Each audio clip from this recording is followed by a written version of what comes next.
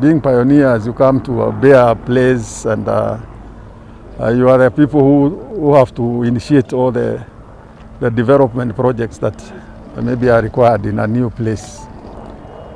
So we didn't have any sewer lines here. We had to dig septic tanks, and it's quite expensive to do that in form of the initial construction costs and the occasional or the regular emptying of those sewer septic tanks. And especially when it rains, they normally flood very fast. They fill very fast. So you have to keep on every time draining those at your costs.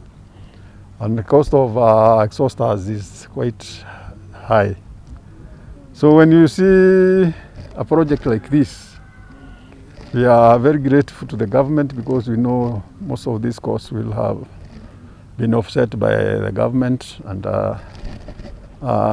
we are seeing that this is quite a very positive form of development for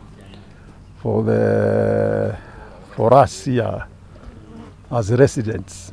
The project of sewer, it's a very big advantage for the residents because it is cutting costs with at least 90%. You're only left with 10% because of the inspections and maybe some few things.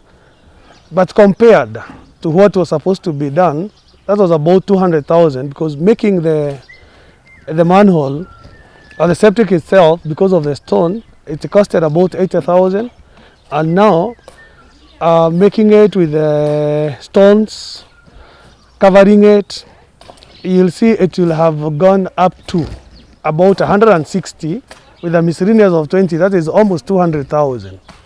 So it's a great job. It's a good job. To empty a septic tank, the people who are just within, they normally do it 3 times or 4 times in a week. At each and every round, they are paying about 10,000 to do the emptying of the septic tanks. So if you can see a situation whereby people are doing it 3 or 4 times, that is amounting to almost 30,000 or 40,000 per month. Also, with the implementation of this project, basically I can tell you there will be a lot of saving, because to construct a septic tank costs between 800,000 to 1 million. So with the implementation of this project, you don't need to have that septic tank within your plot.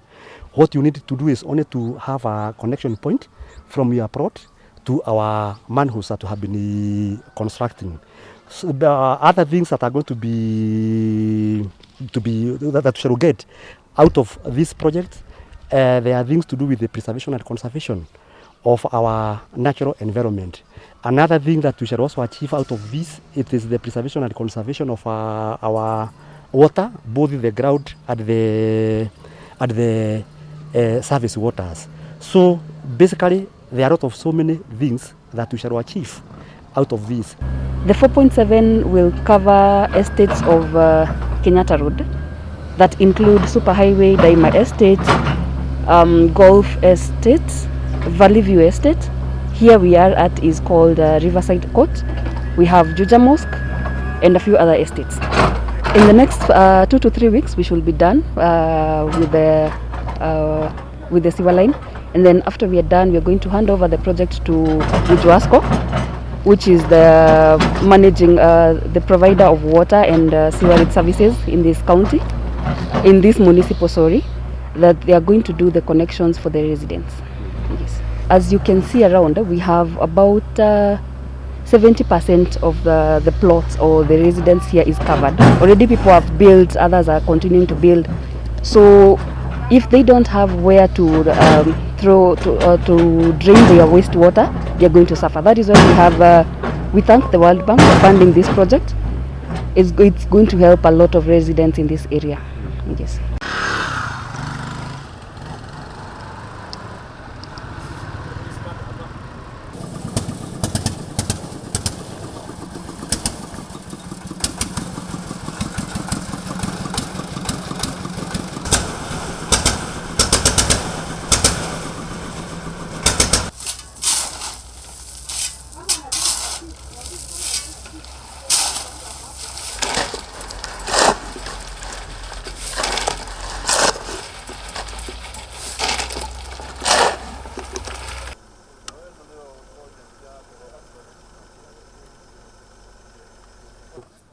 Eo ndo ekire.